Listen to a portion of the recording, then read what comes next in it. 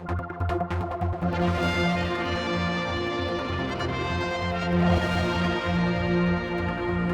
joined by Allan Bell, and it looks like the business barometer is swinging in the right direction for you at the minutes here.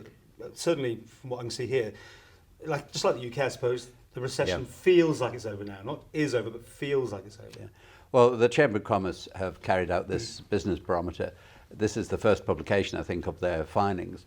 They have consulted, I think, over 100 different businesses across the whole of the economic sectors to assess what the confidence level is in their various areas of activity. The response has been very positive, and I think it's showing something like 3/4 of those interviewed all were feeling more optimistic about the next 12 months, and the majority of them were expecting to take on more staff and indeed see their profits grow. So it's an indication perhaps that things are starting to pick up again now, and we will be able to deliver on the 4% growth targets that we are aiming for. Of course, the government brought out quite a lot of data this week as well, and house prices, not surprise, everyone that's known it for a long time, have gone down yet again.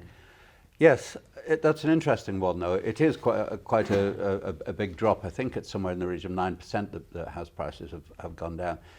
In some terms, that could be considered a bad news story. My own view is, though, that it's probably a necessary rebalancing of the house prices, a necessary correction, because a great many properties on the Isle of Man, I think, have been grossly overpriced. The owners' ambitions have been way ahead of what the market would actually deliver. Now, if in fact this is just a correction and prices do seem to get back to a more rational level, this then could lead to a pickup in sales because those prices are more accessible, especially at the time when you look at the United Kingdom and house prices are booming in the UK. That means that potential new residents now will be able to sell their properties in the UK, and if our prices are more realistic, then the chances are we'll pick up more business through that avenue. So it's not necessarily bad news, this. I mean, we were always almost on London prices, it seemed, at one stage. I mean, do you see it as a long-term thing, then we'll end up being more like the Northwest? Yes, well, the Isle of Man, even with the adjusted prices, is still ahead of the Northwest and many other areas in the north of the United Kingdom. But the house prices obviously will depend on supply and demand, on whether in fact there is an increase in activity in the economy, if new people move to the Isle of Man, and if sellers are prepared to be more realistic with the prices. What about you yourself? Optimistic, pessimistic, what? I think with the evidence I've seen now over the last few months, I feel quite optimistic about the economy. There are clear signs that things are picking up. I am meeting on a fairly regular basis, as is the Minister for Economic Development, new business opportunities which are coming along. I'm hearing stories of employers employing more people.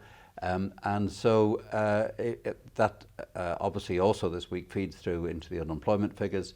They have dropped now to 2.2%. This is the third month on the trot where there's been a substantial reduction.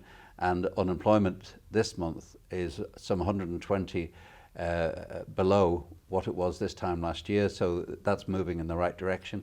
Inflation is coming down. The Manx inflation figures this week have dropped. RPI has dropped to 1.9%, CPI to 1%.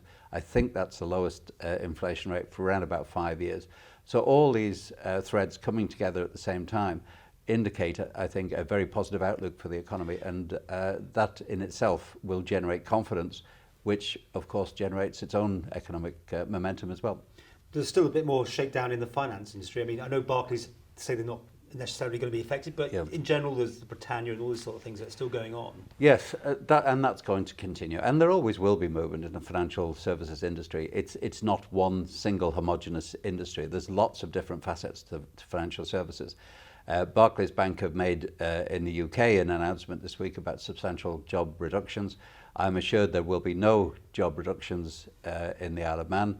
There have been some job losses in Barclays over the last few months. I think 35 jobs have gone in total, but alongside that some 25 new jobs have been created. So there's movement in and out in the employment field. Britannia is a separate case altogether.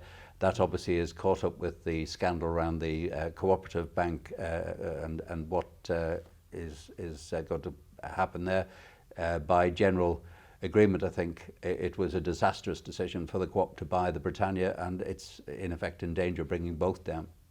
Finally, with this looking like we have turned the corner, there's going to be pressure on you now for pay rises, aren't there? Especially like civil servants, that sort of thing. What's the message there? Well, the good news side of economic growth, of course, it generates more revenue for government, and that gives us the ability then, through increased taxes, VAT, etc., to consider our spending patterns. But government still has to focus on rebalancing the budget, and we cannot open the floodgates at this stage to the sort of pay rises people were enjoying 5-10 years ago. But that will happen. I mean, that kind of follows the trend, doesn't it? Often people Well, tighten their does, belts for so long, but they'll expect now that increase to come. That might be the case, but the problem we have now is that the growth in the economy is not necessarily linked to growth in government revenues. So the tax take doesn't increase alongside the growth in the economy, and a lot of that is down to zero-rated corporate activity. We have the issue of the VAT agreement to sort out. There are a number of other issues which deflect that pattern that we've had in the past. When is the VAT going to be sorted out then? Well, those discussions are going on at present. We don't have an end date, and once we get the initial model agreed, it will take several more months, I think, to agree on actual figures. Are you pessimistic or optimistic on that one? Well, I have to reserve judgment. I honestly don't know at the moment. It could go either way. But I would hope towards the end of the year we'll be in a position to know what the final outcome of this might be, and then we'll have to adjust accordingly. Well, I mean, if it does go the wrong way, that means you've got to tighten belts even further?